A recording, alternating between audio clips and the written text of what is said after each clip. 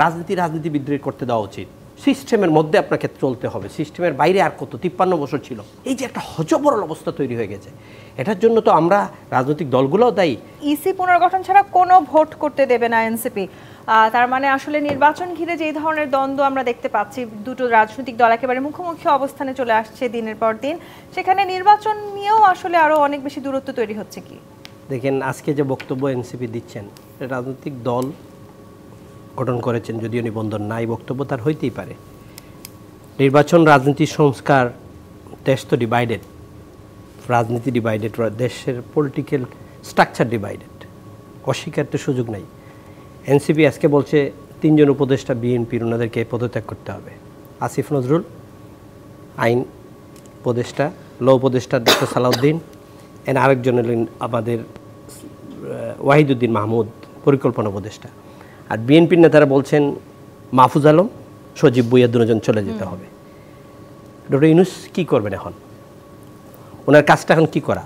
বৃহত্তর stake holder BNP বলছে যে এই 2 জনকে সরে যেতে হবে, এনসিপি বলতেছে 3 জনকে সরে যেতে, 5 জন চলে যেতে হবে যদি ওনাদের কথা শুনতে হয়। দেশের চলমান যে রাজনৈতিক প্রক্রিয়া চলছে, এই অবস্থা যদি চলতে থাকে, আজকে নির্বাচন কমিশনে গিয়ে বলা হচ্ছে নির্বাচন কমিশন চেঞ্জ করতে হবে। এই নির্বাচন কমিশন নিয়ে শেখ হাসিনার গভর্নমেন্টের সময় আমরা অনেকবার বলেছি যে এই নির্বাচন কমিশন সরকারের আজ্ঞাবহ। তাহলে কি এখন এই নির্বাচন কমিশন আবার এই অন্তর্বর্তীকালীন সরকারের আজ্ঞাবহ হয়ে গেছে? নির্বাচন তো হয় নাই, একটা নির্বাচন কন্ডাক্টও করা হয় নাই। তাহলে আমরা কি করে ধরে নিলাম এই নির্বাচন কমিশনটা একটা পার্টির হয়ে গেছে?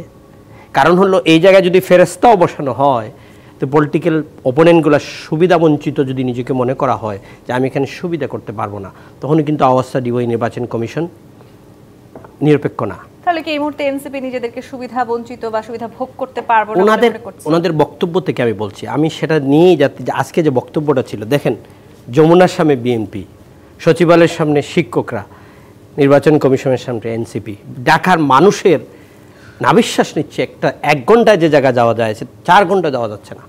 মানুষের ইউটিউবের বক্তব্য টেলিভিশনে দেখছেন, আজকে এক ভদ্র মহিলা বলছে ভাই কে এর ক্ষমতা আছে সেটা তো দেখার ব্যাপার না, আমার জীবন স্বাভাবিকটা যে আমি চলতে পারবো, ফিরতে পারবো, এটাই তো চাচ্ছি, এটার জন্যই তো আন্দোলন। সেটা কি হচ্ছে? এখন হচ্ছে না। প্রতিদিন রাস্তা ব্লকেট দেওয়া, প্রতিদিন যার যা ইচ্ছা মতো করছে, টোটালি একটা ললেস অবস্থা চলে যাচ্ছে। আমার প্রয়োজন আমি 100 জন নিয়ে আরেকজনকে মারবো, মোক্রেসি করবো, ললেস কান্ট্রি। আমার প্রয়োজনে আপনি এয়ারপোর্ট রুবিন ফারহানা যাবে, রুবিন ফারহানের গ্রেফতার করে পাঠিয়ে দেবো আরেক জায়গায়। নুসরাত ফারিয়া একটা অভিনয় করেছে, কালকে বেগম খালেদা জিয়ার জন্য করতে পারে, তাকে জেলে পাঠিয়ে দেওয়া হলো। 20 তারিখে ফাইল বা 22 তারিখ ফাইল কল করা হয়েছে আগামীকাল, কিন্তু গতকালকে আবার বেইল দেওয়া হয়েছে। এই যে একটা হযবরল অবস্থা তৈরি হয়ে গেছে, এটার জন্য তো আমরা রাজনৈতিক দলগুলোও দায়ী, সাথে সাথে যারা বসেছেন এখানে। শুনেন, রাজনীতিবিদদের করতে দেওয়া উচিত। নগদ পেমেন্টে 500 টাকা পর্যন্ত ক্যাশব্যাক, আর লেনদেনে প্রতিদিন ডিপ ফ্রিজ এবং ঘন্টায় ঘন্টায় এসি টিভি সহ দারুণ সব গিফট। কর্পোরেট ম্যানেজার, কর্পোরেট সিওকে আপনি কর্পোরেট চালানোর জন্য দিতে পারেন, কিন্তু পলিটিক্সটা করতে দিতে পারেন না। পলিটিশিয়ানকেই পলিটিক্সটা করতে হবে। এটি পৃথিবীর সব জায়গায়। এই যে আমার ডানে বামে 2 জন বসে আসছেন, ওয়ার্ল্ডের একটা ওয়ান অফ দ্য পার্লামেন্টারি ডেমোক্রেসির দেশ থেকে ব্যারিস্টারি করে আসছেন। সিস্টেমের মধ্যে আপনাকে চলতে হবে, সিস্টেমের বাইরে আর কত 53 বছর ছিল। আমরা একটা জায়গায় তো ন্যাশনাল কনসেনসাসে আসতে হবে রে বাবা। আর যদি না আসি, এইবার যদি ফেল হই আমরা, আর যে দ্বারপ্রান্তে চলে যাচ্ছি, তাহলে আমাদের কিন্তু প্রাইস হেভি পে করতে হবে। আজকে এনসিপি নেতাদের যে বক্তব্য, তাতে করে মনে হচ্ছে যে সেই ঐক্যমতের জায়গা শেষ করে দিই আপনাকে, শেষটা দিই। বিএনপি বলছে কোনো স্থানীয় নির্বাচন হবে না, জামাত এনসিপি বলছে স্থানীয় নির্বাচন আগে কোনো নির্বাচন হবে না। এখন এই রাজনৈতিক দলগুলো যদি আমাদের এই স্ট্যান্ড থাকে, তাহলে এটা সমাধান তো ইউনুস করতে পারবেন না। উনি জাতির উদ্দেশ্যে বক্তব্য দিয়ে বলবেন আমি তো এই সমাধান করতে পারছি না। 85 years old man, renowned man, একজন নোবেল লরিয়েট, কিন্তু এটা সমাধান যদি না করতে পারে, তা আমাদের জন্য কি ভয়াবহ অবস্থা আছে সামনে, সেটা ভালো করে বুঝতে হবে।